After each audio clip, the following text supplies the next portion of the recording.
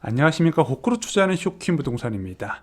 대한민국을 대표하는 재건축 단지에서 고점 대비 10억 폭락한 실거래가 나왔습니다. 근데 뭐 요즘 이런 거 굉장히 흔하죠. 문제는 정부의 대책 나온 다음날 이 아파트 단지에서 생긴 일 때문에 그렇습니다. 영상 시청 전에 구독으로 인생을 바꾸시기 바랍니다. 자, 대한민국을 상징하는 대표 재건축 단지 잠실주공 5단지가 있고요. 대치동 음마아파트가 있습니다. 이 두 개 단지는요, 단일 평수로 이루어진 세대수가 많기 때문에 거래 내용이 부동산 시장에 즉각적으로 영향을 주게 돼요. 게다가 여기는 투자자들의 최우선 고려 대상이기 때문에 부동산 시장이 뜰 것 같다는 신호가 있을 때 바로 여기부터 매수세가 들어간다는 거죠. 수도권 아파트 시장의 바로미터 역할을 한다 말씀을 드렸습니다. 자, 근데 그 잠실주공 5단지의 실거래가 소식이 언론에 발표가 됐어요. 얼마나 떨어졌냐? 작년 11월 달에 전용 82제곱미터 매물이 32억 7,800만 원에 실거래가 됐다고 합니다. 그런데 12월 3일 날 이번 달에 거래된 게 22억 7,600만 원이라고 합니다. 거의 1년 만에 10억 원 폭락했다는 거죠. 자, 전용 76 타입도 비슷합니다. 작년 11월 달에 28억 7천만 원까지 거래가 됐는데 현재는 19억 8천만 원입니다. 1년 만에 거의 9억 원 폭락했다는 거죠. 자, 건국 이래 가장 빠른 속도의 아파트 가격 하락세가 발생을 하고 있습니다. 그동안 대한민국 부동산 시장에서 집값이 떨어진 적은 4번 있었는데 이런 속도는 없다고 말씀드렸어요. 매주 발표되는 통계치마다 역대 최대 낙폭을 갱신하고 있습니다. 부동산 암흑 시기라 불렸던 2012년, 2013년 대세 하락기는 물론이고 지금 2008년 금융위기를 뛰어넘는 수준까지 하락세가 확대되고 있다는 거죠. 그리고 나온 정부의 카드, 바로 부동산 시장 연착륙 방안입니다. 이거 굉장히 세게 나왔다 말씀드렸죠. 다주택자의 취득, 보유, 처분 단계의 규제는 이번에 대부분 풀릴 것으로 보여집니다. 자, 이번 주택가격 급락이 유난히 크게 나타나는 원인 두 가지가 있어요. 첫 번째는 시중금리가 너무 빨리 치솟으면서 수요 자체가 멸종이 돼버렸어요. 대출금리 한 2%에서 3% 생각하고 있는데 은행에 갔더니 4.5%, 5% 이때부터 접근 자체가 안 됐던 겁니다. 게다가 자, 이렇게 수요가 줄어들게 되면 누군가 분명히 팔아야 되는 사람이 존재하는데 그 사람 매물을 누가 받아줄까? 실투자가 못 사면은 갭 투자하려는 현금 보유자가 사야 되는데 다주택자 취득세 중과 제도로 초급매 수요가 뚝 끊겨버리면서 저항선 없이 그대로 추락했다는 게 현재 부동산 시장의 원인이라고 보고 있습니다.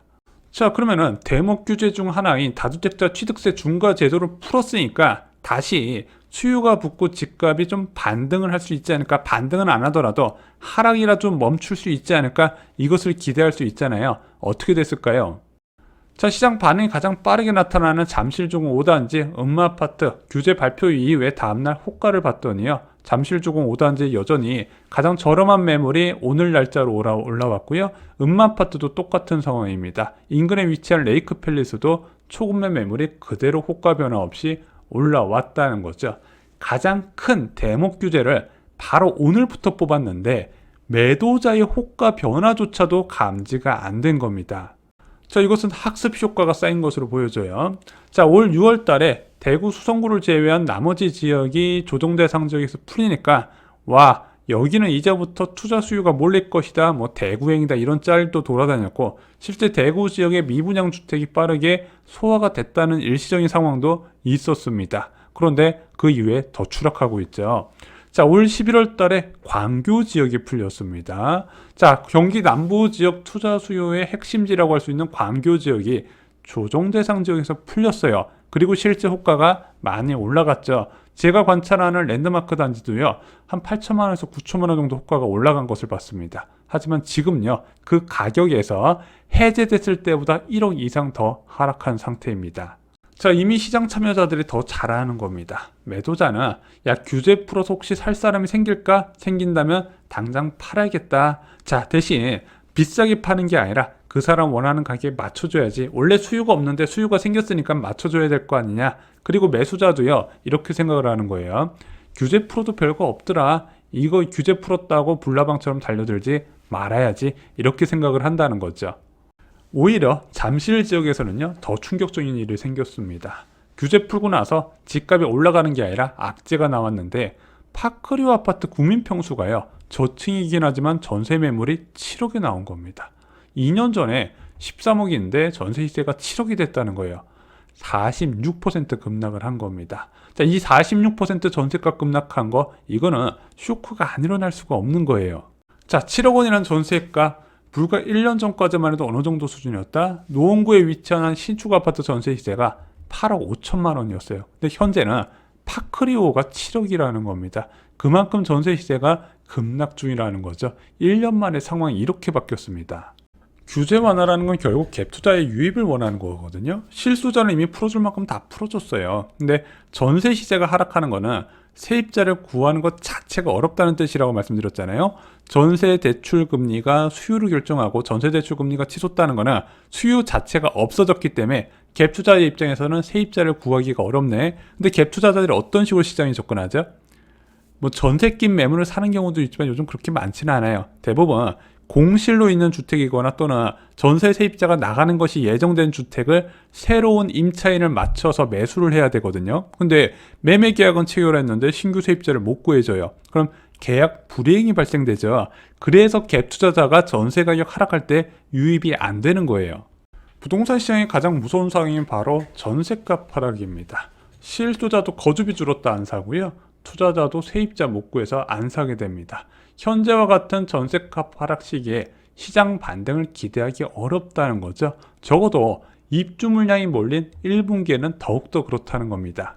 특히 토지거래 허가구로 지정된 잠실종 5단지구 운만은요, 실거주로만 입주가 가능하죠. 그래서 지자체에 2년 이상 거주한다는 것을 허가 받고 매수가 가능합니다. 근데 여기는 장애물이 하나 더 있잖아요. 그러면은 본인 주택에 거주하는 투자자가 이 낡은 집에 이사를 해야 하는 번거로움까지 발생하다 보니까 규제 완화가 큰 효과가 없어요.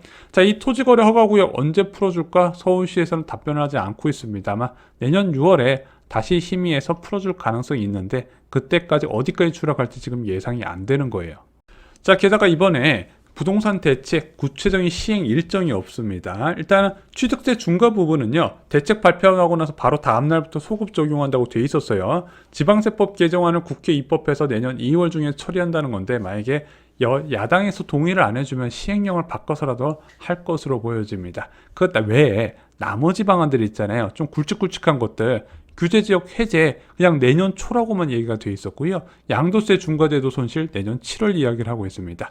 임대사업자 부활도 솔직히 아마 제가 다주택자라면 그렇게 매력을 느끼지 못할 정도로 조금 타이트하게 나왔고 시행 일정도 미정입니다. 자, 이런 미래 정부의 계획을 믿고 투자할 사람도 적다는 거죠. 저희가 어제 영상에서 다뤄들었습니다.